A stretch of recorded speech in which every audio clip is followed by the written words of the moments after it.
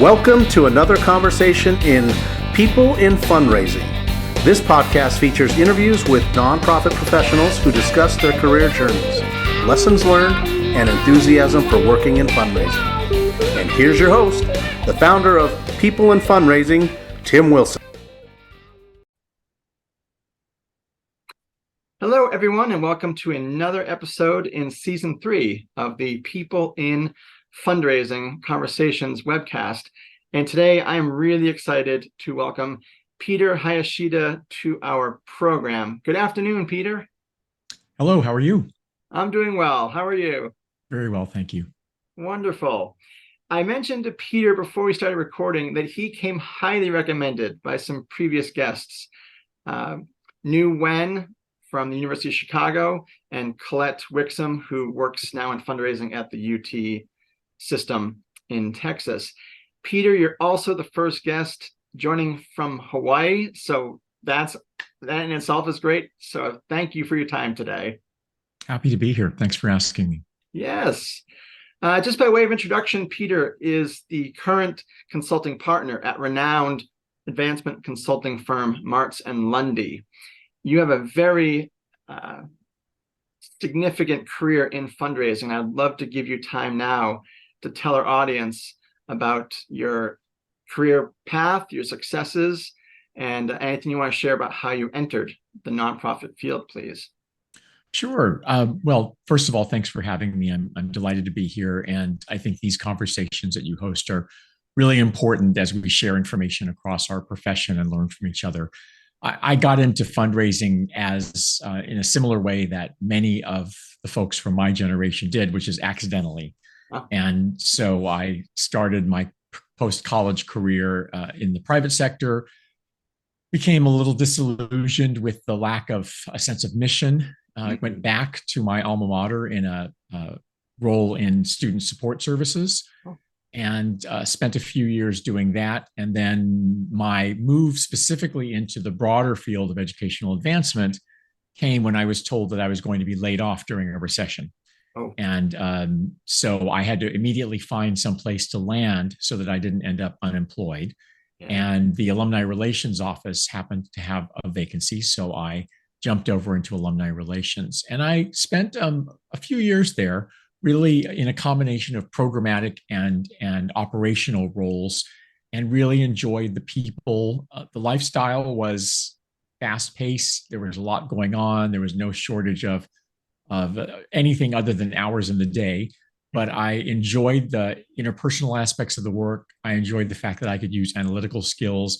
And then I spent time working with volunteers and donors and just learned things as my career progressed, but also benefited from some great mentors and spent a lot of my early years learning at case conferences and other kinds of professional experiences that gave me exposure to how to do things correctly, so I didn't have to later unlearn how to do them incorrectly.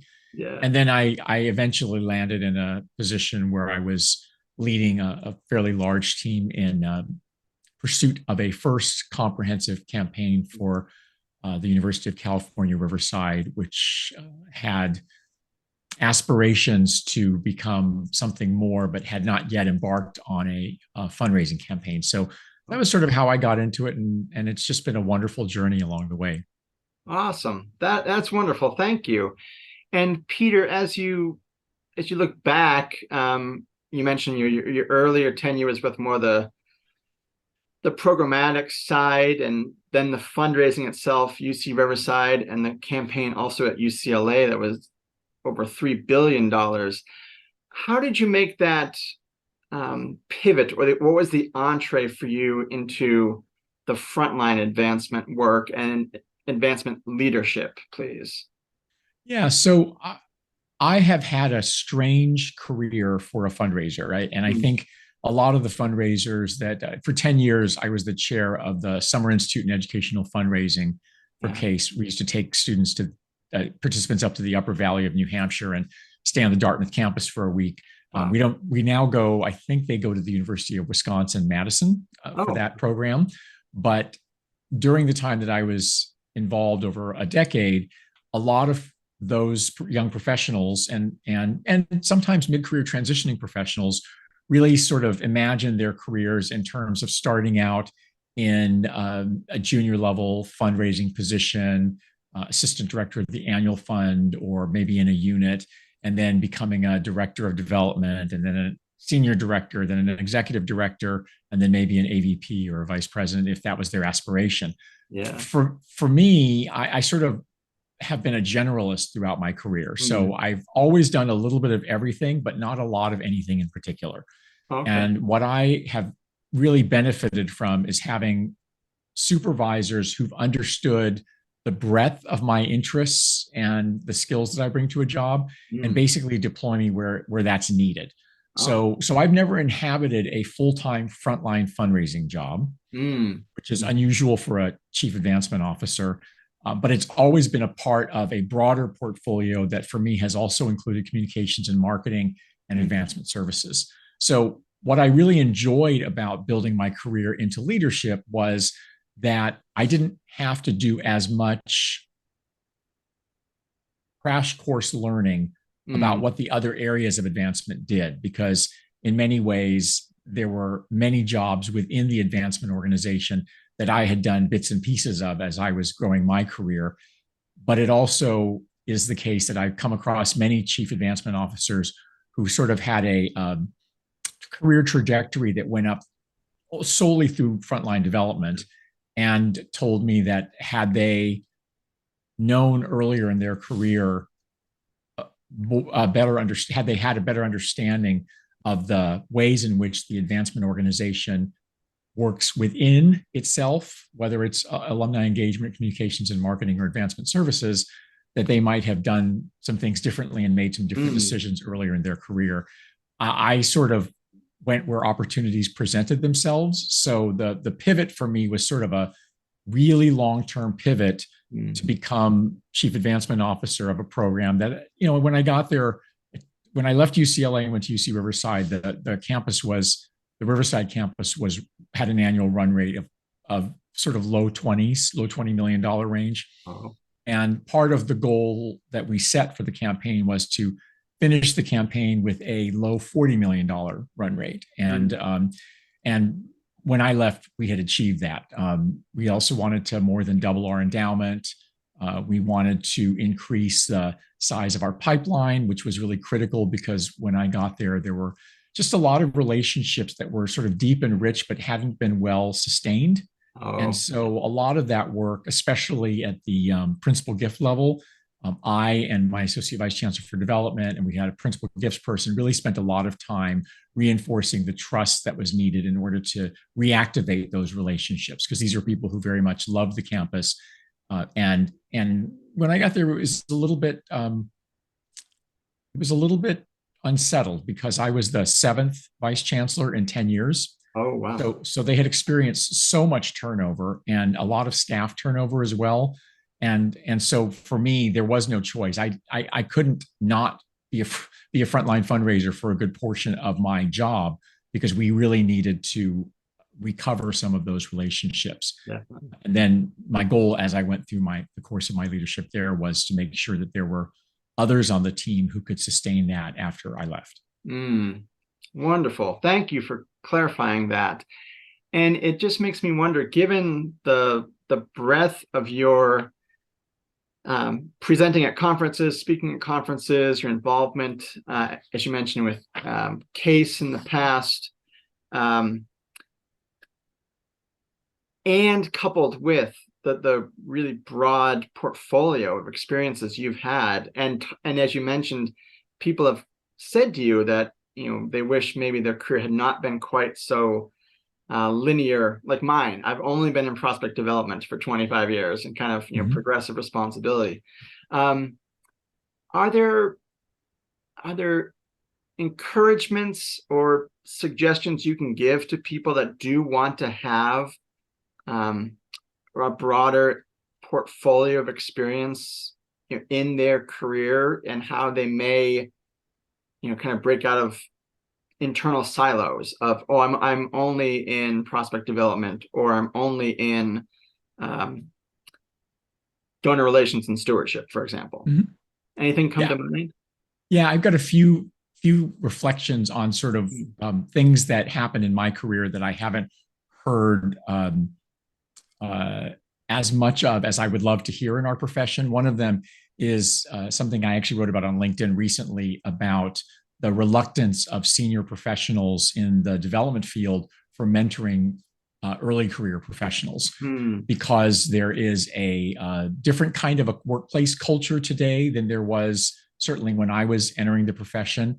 And my post was basically a lamentation about the fact that I gained so much by identifying people who demonstrated characteristics and abilities that I admired and aspired to be better at. So, I treated my broader organizational ecosystem in many ways the way we treat our donor ecosystem, which is to say, I made lots of outreach to people across the organization. I didn't just live in sort of the bubble between me, my supervisor, and the people I supervised, but reached outside that box to find people who could expand my understanding of how the rest of this big machine worked. Yeah. And particularly in my case, because the organization at UCLA was so large, we had 550 advancement staff, about a half of which were in development, and probably 80% of the development people were frontline fundraisers. So it's a big organization. Yeah. But for me, it was sort of an exercise that I would present to myself to say, who knows something or understands something or has that they could share with me. I'm perfectly fine making my own mistakes, but if I can avoid making other people's mistakes, that seems like a bonus. Yes. So that's the first thing. The second thing is I'm just insatiably curious. I'm a certified Clifton Strengths coach for Gallup, and one of the things that I made note of when I have gone through that assessment myself is sort of the top couple of dimensions that drive who I am as a professional are this desire to relate to people interpersonally and in small groups, and really an intense desire to learn. And so I raised my hand for everything. When projects came up that I thought would be interesting, that involved cross-disciplinary teams, especially where I could interact with people from parts of the organization that I wouldn't encounter on a daily basis. This was especially true in alumni engagement, because I think alumni relations shops tend to do a lot of, they develop a close camaraderie because they're together all the time. Sure. And there doesn't feel like there's as much time to reach across and have coffee with a development officer or talk to someone in the communications and marketing side. So I think that being willing to expose yourself to those kinds of things is really important. And then the last thing I would say is, and this relates to another thing I just posted on LinkedIn, because it frustrates me that there are so many people. There was a Harvard Business Review article that found that 95% of people that this research initiative had surveyed felt they had high self-awareness. And the researchers used their own scale to assess self-awareness, and they revealed that about 16% of people actually do have high self-awareness. Whoa. So there's a big group in the middle that think they're self-aware but aren't. Yeah. And one of the things that I've always been cognizant of is the fact that I'm not good at everything. I'm not good at most things, but I do know what I am good at, and I know what I love to do. And if I can find activities that are at the intersection of those two circles, I go 100%. But I don't spend a lot of my time trying to get better at things I hate doing and I'm not good at to begin with, because I could spend the rest of my life getting better at those things and probably not end up more than incrementally better than I am today.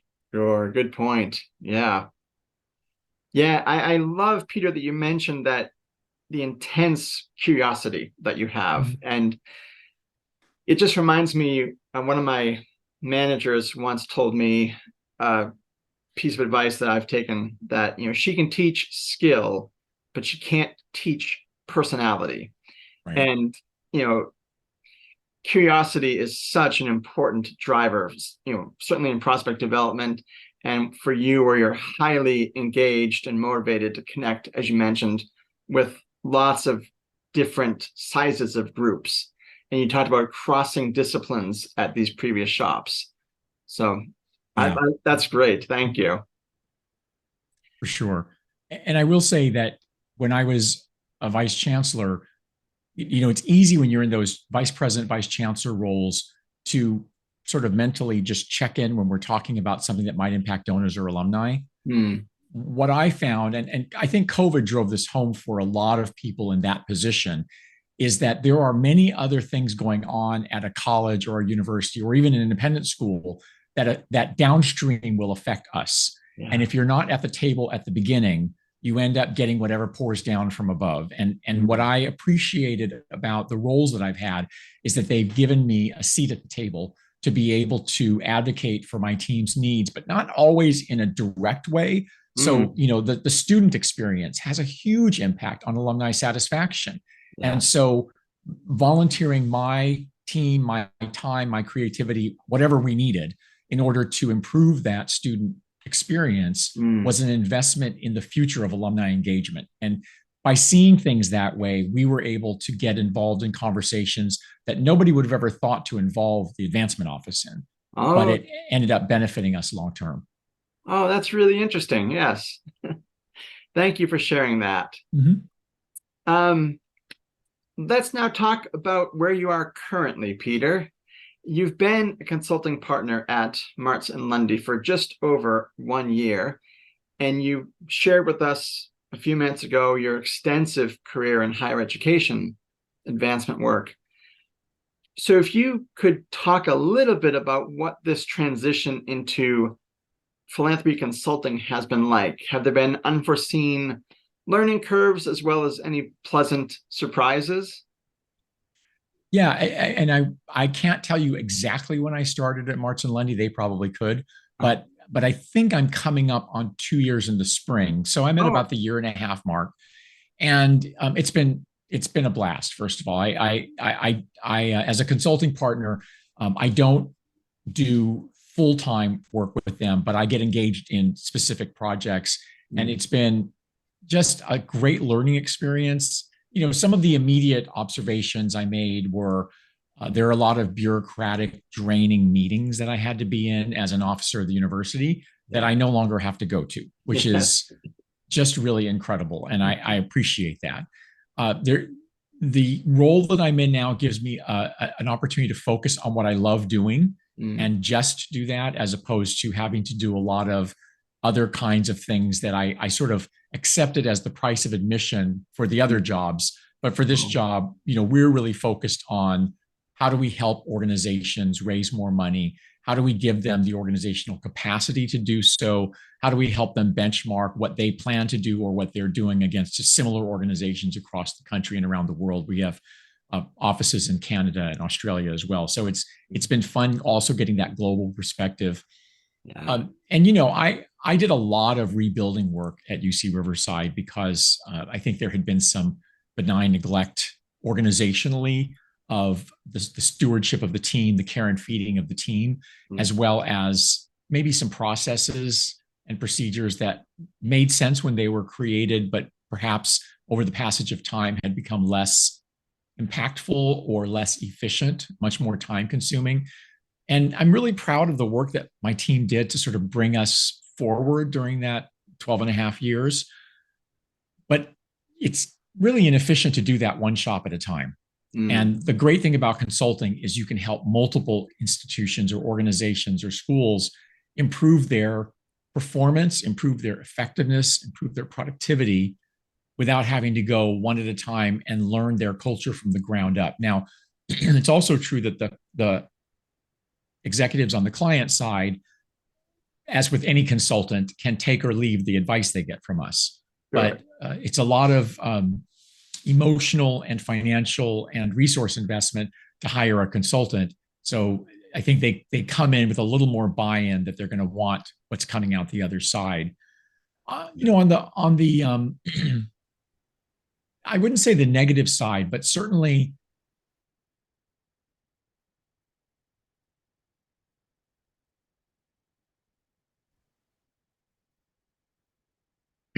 excuse me, I didn't want to cough into the mic. There's not the kind of daily structure that I used to have in a 9 to 5 job. I don't drive to an office every morning. I don't have weekly cabinet meetings. I don't have those kinds of things. And there are pros and cons to that. I think for me, because I spent the first 35 plus years of my career in that kind of an environment, I just got used to the rhythm and the pacing. Also, when you're on a campus, between the beginning of fall term and the end of spring term, you're sort of going fast and heavy. And then during summer, you're planning for the next year. And I'm sort of always having to do both of those things simultaneously, which is fun, but different. Sure. It can also be a little bit isolating. We've always been a remote firm. So we have a corporate office, but the people who work there are operational support. So the people who manage our budget, our human resources, really holding the firm together are there. But all of us who are consultants are spread out all over the country and all over the world. So, I don't have a group of people to hang out with by the coffee machine. Sure. On the other hand, I see them all the time. And I think this would have been a very different experience had I joined the firm pre-Zoom.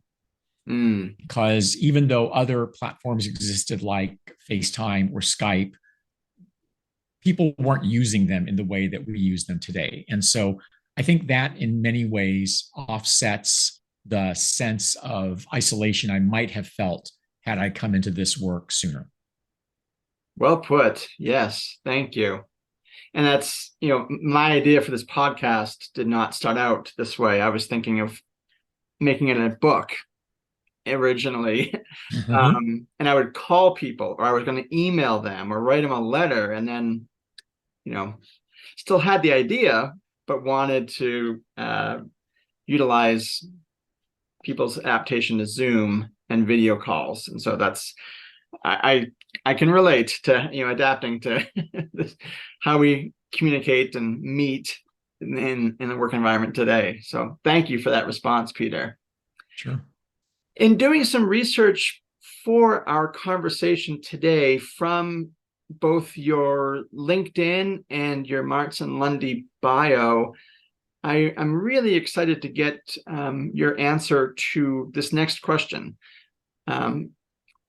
It's clear that you're passionate about diversity, equity, and inclusion from your bio, and as we get further in the conversation, some of your volunteer work as well speaks to that.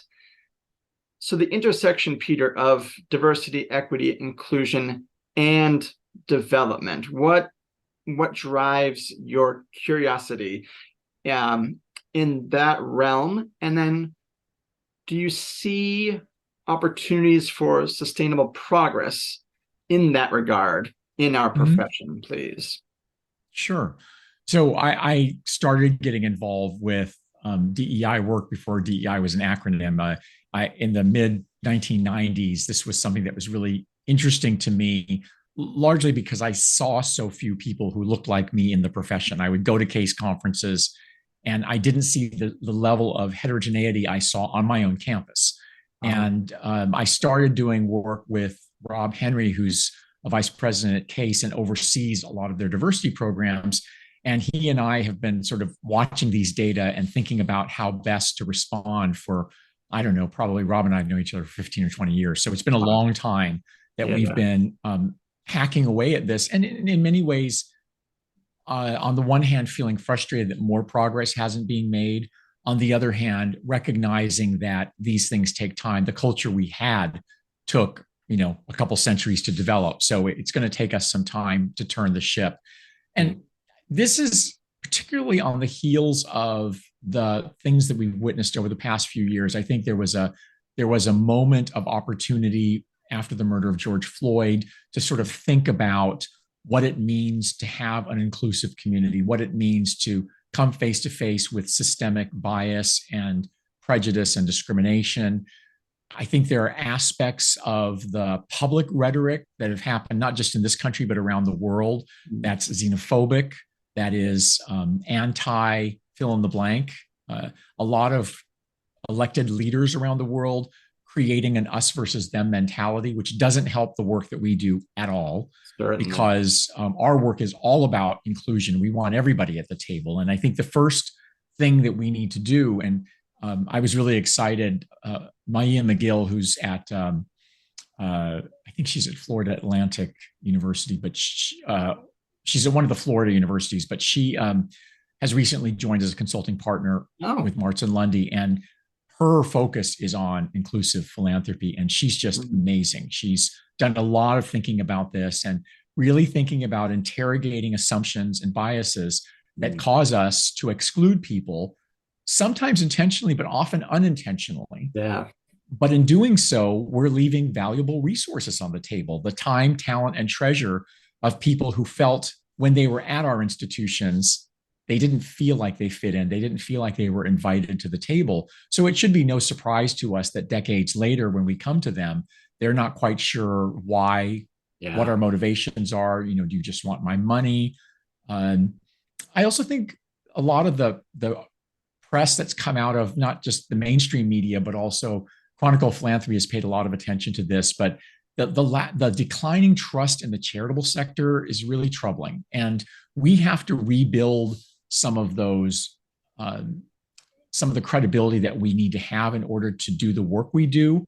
But for many marginalized communities, it's both rebuilding and in some cases building from scratch, because many of our sort of most vaunted institutions in this country were established at a time when inclusion wasn't the goal, exclusion was. Yes. And then when you think about institutions and organizations that previously were less representative, how do you even start that conversation? How do you start bringing those people into the fold without making them feel like they're being tokenized, without making them feel like they have to adhere to a certain philosophy before they are allowed to sit at that table? So for me, a lot of this is about making our profession stronger and better. I was at both my last universities have very strong commitments to low income, first generation students of color, students who are really swimming upstream in many ways to get the kind of education that they need to be successful in their lives and careers. When I was at UC Riverside, one of the things that sold me on the move from UCLA to UC Riverside was ahead of many of the other UC campuses at that time. More than half of our students were first generation, more than half were on Pell Grants, and about 85% of our students self-identified as non-white. And I thought, this is what the future is going to look like. So how do we develop good practices now, good sort of organizational traditions that don't feel quite so colonial? And I mean that in the US colonial sense, because I think of some of the transition some of my colleagues are going through in some of the older schools on the East Coast. And it's tough when your institution has a close association with either early founder or an early supporter who may have had enslaved people on their plantation. So for me, trying to move beyond those kind of constraints and say, what are the opportunities? We can't go back and change 400 years of history. What are the opportunities that we have today to make sure that when we go out to alumni and donors and talk about the efforts our own campuses are engaging in to make people feel welcome, to make people feel safe, to make people feel like they have a sense of belonging, how are we able to do that if it looks like our advancement organizations aren't doing the same thing, right? We have to walk the walk as well. Well said. I was recently talking to another season 3 guest, and the interview has not aired yet. His name is Vu Lei, and he writes Nonprofit AF, a website and a book. And he's been in fundraising for about 20 years and speaks very eloquently about some of the very same topics you just addressed. And one of my questions to him was, as a white ally, what can I do for colleagues and people in my network to help and to participate in sustainable progress for more representation, and without having someone else do my homework for me.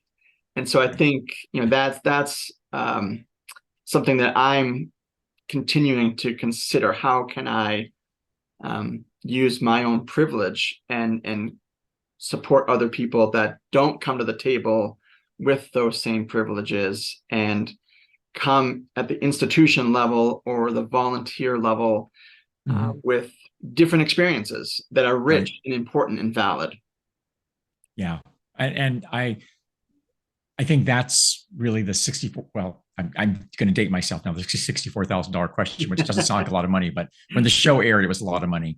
When I engage with groups on DEI conversations, there's inevitably that topic in some direction comes up. And one of the things I point out to people is that, if you are a cisgender, straight, white male in the approximate sort of middle age range, 40 to 60, you have more intrinsic power in our society than just about anybody else.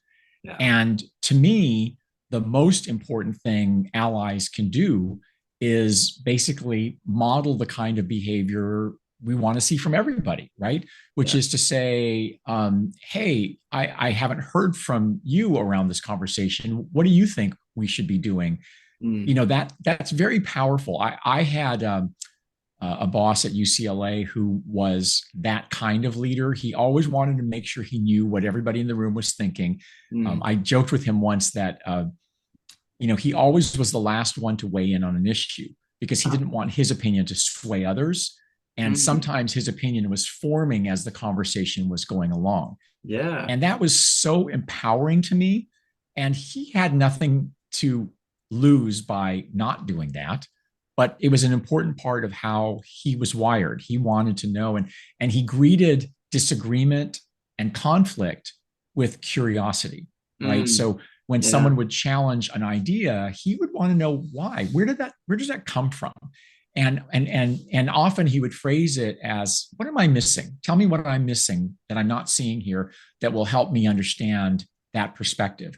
And I have modeled that. I told him, I've just basically ripped that and stolen it from you and used it in my organization because, one of the things that really has troubled me about our profession is more than 3/4 of our practitioners are women, but only about half of our chief advancement officers are women.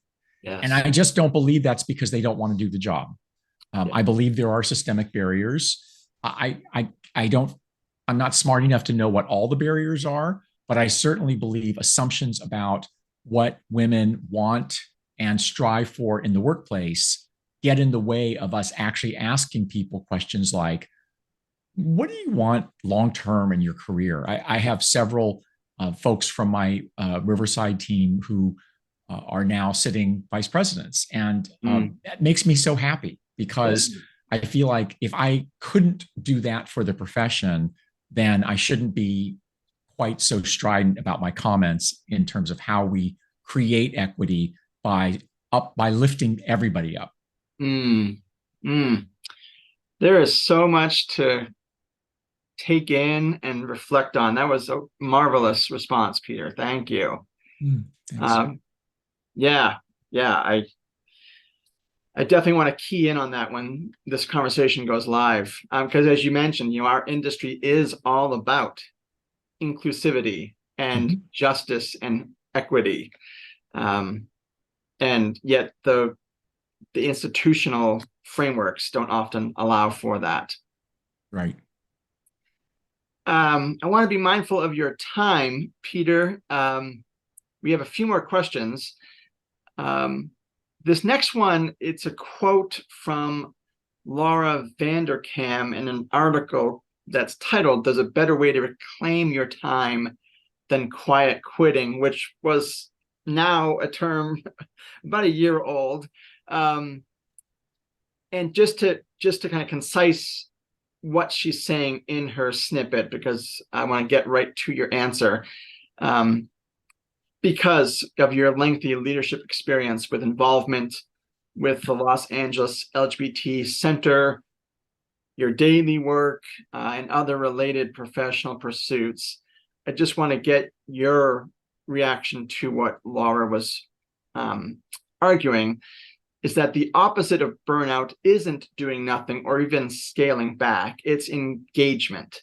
And that it may sound counterintuitive, but having these energizing activities makes life more doable. And you touched on this in earlier part of our conversation about that, the curiosity, the drive to connect with other people. I just want to know what you might take from your experience and what Laura was making the case for there, please. Sure. Just a few quick reflections on that. One of which is there's an old saying that if you want something done, give it to a busy person. And you know, I sort of laugh about that because it does feel like that's the natural inclination because busy people get things done. Yes. Unless they're being performatively busy. When I was an organizational leader, well, first of all, I wanted to say I read the article when it came out because I probably read between 20 and 40 articles to get to the pieces that I curate on LinkedIn because I want to make sure I have something meaningful to contribute to the conversation. Mm-hmm. And what I learned, so I used the Gallup Q12 engagement survey at my last organization. We did this for about 8 or 9 years while I was there. Mm-hmm. And it was really eye-opening for me to look at the kind of research that Gallup has produced around employee engagement and the ways in which the opposite of engagement is not disengagement, it is burnout. And feeling like in order to get people engaged, they have to feel like they're part of something bigger than themselves. Yeah. So I think there's a role for managers in helping inspire people to do their best work. But the other piece of that is that the pandemic taught us some really important lessons about caring for our whole selves, whether that's physically, emotionally, psychologically, intellectually. One of the things that my daily rituals is I spend a couple of hours a day reading.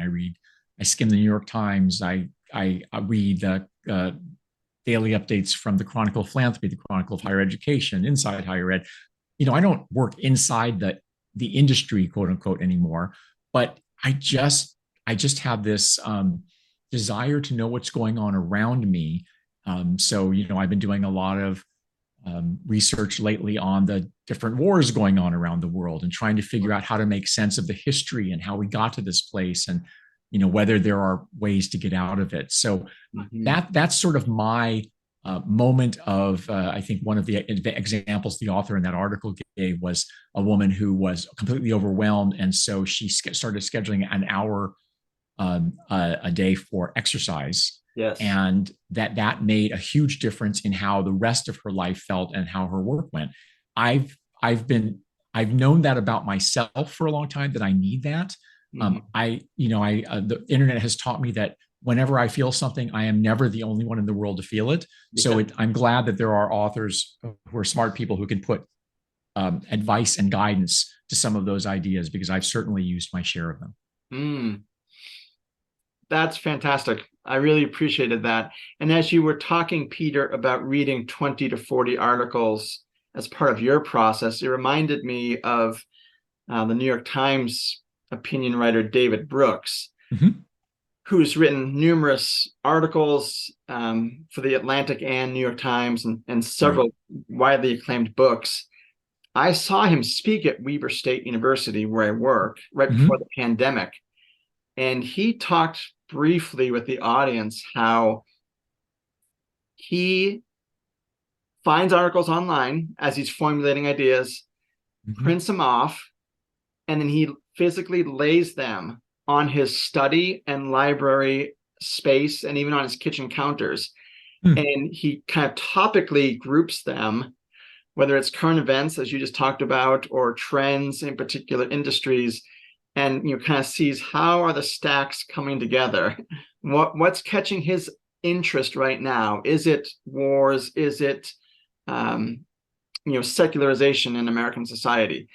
So various topics, and that the physical approach of how he does that to then not just make sense of what he wants to talk about, but tie it to other thought leaders.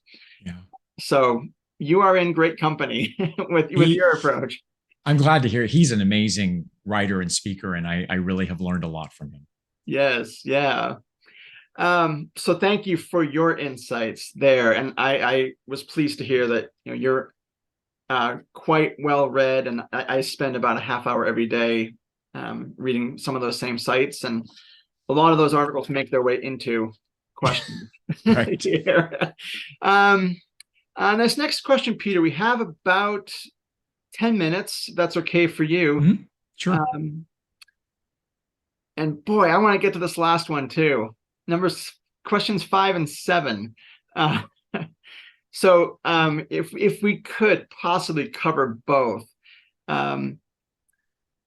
First one here, as you reflect on your career, are there aspects of our profession that you have wished or perhaps still wish would change to reflect our current times, economically, socially, but have not? Yeah. And I think that in some ways, the issues that get my attention are often more evergreen than temporal. So, for example, one of the things that I've talked about for many, many years is the lack of training and support for development managers. And when I say development, I mean development with a small d, meaning anybody who's in the development sphere. Because what we do is we take people who are good at whatever their job is, we promote them to lead a team of people who do whatever that job is. Yes. We take them away from what they're best at doing and what brings them joy, and we put them into a job for which we give them little training and we say good luck, and they go off and do their thing. And I just think that's a major injustice, both to the leader and to the team that they're going to lead. It leads to burnout. It can lead to suboptimal performance because people who are individual contributors are often so focused on the skills that got them there. There's a book that was written by either Marcus Buckingham or one of the other business writers, What Got You Here Won't Get You There. Oh. And, it really talks about the fact that if you don't reassess your skill set at each inflection point in your career, you run the risk of using the tool from your last job to do your next job.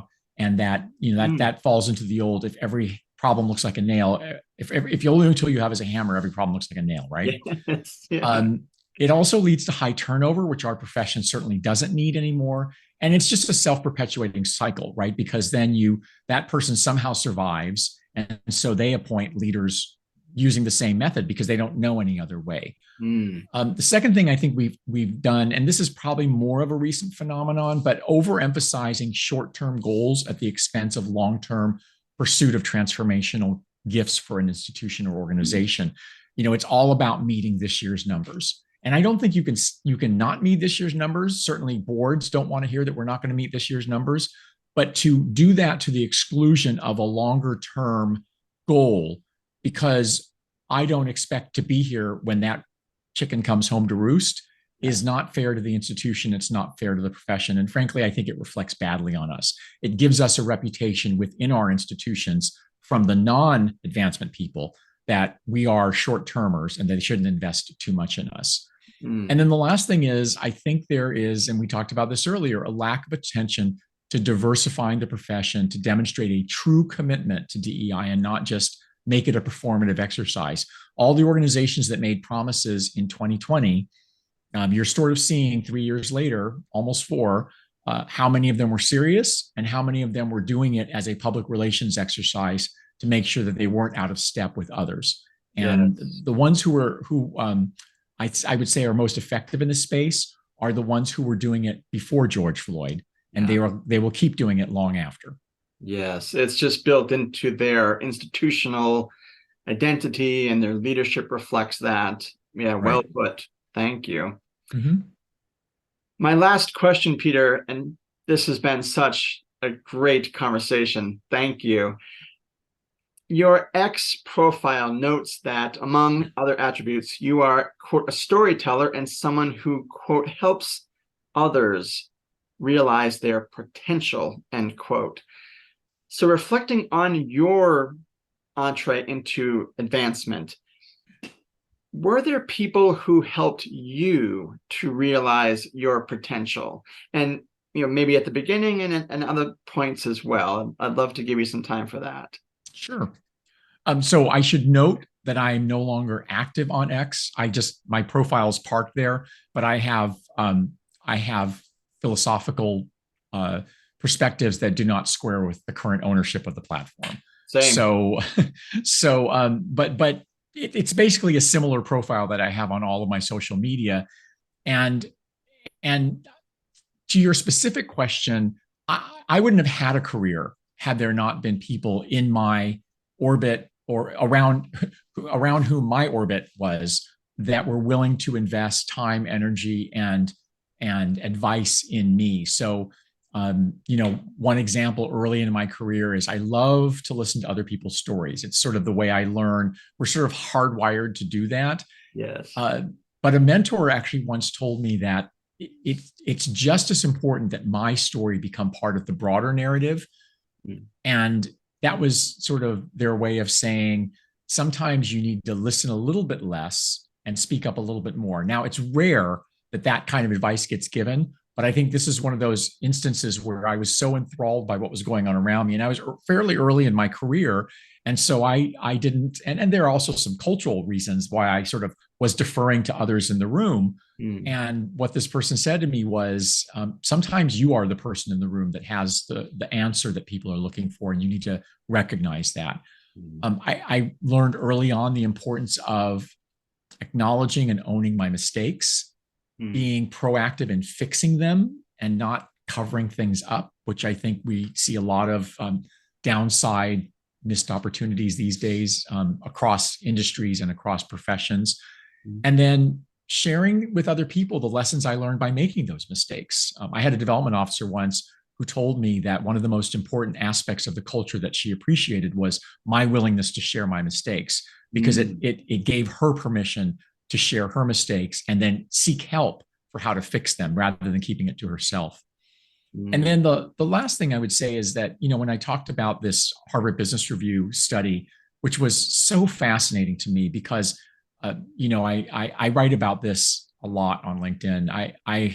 I have had to, over the course of a 30 plus year career, terminate people. Yeah. And they were always shocked. Nobody ever told me anything was wrong. Well, that's not true. Actually, it was in writing. Yeah. I'm one of the best performers here. Well, read your last performance evaluation. You just have it out for me personally. I'm like, there's nothing personal about this workplace, right? I'm pretty transparent about the values that I bring to a workplace and that I expect my team to honor and respect. And those include things like integrity and collaboration and excellence. And so, if people don't want to do that, they don't have to work in my organization. There's 4,000 colleges and universities around the country. They can find a place that better aligns with their own value set. Yes. This whole notion of not getting your self-awareness aligned, calibrated, is problematic, because if you are the type who underestimates their value, you tend to live with imposter syndrome, right? Where you always think everybody else is better than I am. I'm going to be found out. I would say it's worse, though, if you overestimate your value, if you overestimate what you're capable of doing. And because those are the people who are shocked when they lose their jobs. Yeah. And sometimes it's just an unfortunate layoff. But I'll tell you how hard I will fight to keep someone if I believe they're a contributor to the organization. So I have a couple things that I want to close with. One of which is, part of my personal mission has always been to focus on people who are routinely underestimated in workplaces. That includes women, that includes people of color, that includes LGBTQ plus people. It includes people with disabilities, those who are neurodivergent. I mean, there are so many ways in which, we don't come into workplaces in a vacuum. We bring with us the baggage we carry around in our lives. And sometimes what I see is someone being so focused on nursing their suitcase full of deficiencies in their mind that they don't actually realize how really good they are. And sometimes they're just in the wrong job, right? So I like that process of spending time with people, thinking about what is it you want to get accomplished in your life? What are you really good at? And how do you unpack that in a way that makes you professionally successful? On the flip side, a chain is only as strong as its weakest link. And I think managers spend an enormous amount of time dealing with, if you think about human behavior on a bell curve, I call it dealing with the left end of the curve, right? That's where all of our attention gets sucked into. But if we overlook the leading tail of that curve, we run the risk of underperformance, we run the risk of turnover, we run the risk of a lack of growth for our organization. I always imagine my sort of high performers as the people who are out front pulling the organization forward with all their might. And if I can't support them with training, development, mentorship, opportunities to grow, then this is a longer answer than I wanted it to be, but you can cut what you want to cut. I do feel that there is a belief among people my age and plus or minus that when a Gen Z or millennial employee says, I want to experience growth, that automatically means I want to be a director of something, or that I want this amount of money. Yeah. And sometimes if you don't ask the question, what does growth look like to you? What does that mean to you? Or even if they say, I want to be a director, why? I mean, what is it? What is it about being a director that appeals to you? Yeah. And then you can figure out how to make sure someone doesn't end up in a role that they really later on regret. Mm-hmm. And I think that it's an important tie-in with what you mentioned earlier about understanding and embracing one's own values. Right. I think that ties into, tell me why you want to be a director. And does that align with your own values? For me, I did not want to get into frontline fundraising for some personal values related to time away from family. So I knew that at some point, but earlier in my career, I was like, that's the road I want to take because X, Y, Z. Right. I would not have been successful because it was a conflict with my values. So I really appreciated that last response, Peter, because I think you covered quite a few very important salient points there and related to other answers you'd given in this conversation. So thank you. I suspect you would have been a very successful frontline fundraiser. I don't think you would have loved it. Yes. Based on what you've said. So, and I think that's just as important as being good at something. Yeah, I totally agree. Yes. Thank you for that compliment. Well, Peter, this time has zipped by, and I am just honored to have had you on the program today. Wise. This has been such an engrossing, rich, and wide-ranging conversation, and I am really excited to re-listen to it as I do my analysis of what do I want to touch on when your conversation goes live in February. And I think a lot of people that do listen or watch to People in Fundraising will find some incredible pieces of wisdom from you. So thank you so much for your generosity of time and sharing your thoughts with us today. Thanks for inviting me. It was a lot of fun. My pleasure. And for our audience, you can find Peter's conversation on my People in Fundraising website, peopleinfundraising.com, as well as on LinkedIn and YouTube in February of 2024. Peter, I wish you a great rest of your day and a wonderful holiday season, and I'll be in touch with you soon. Thanks, Tim.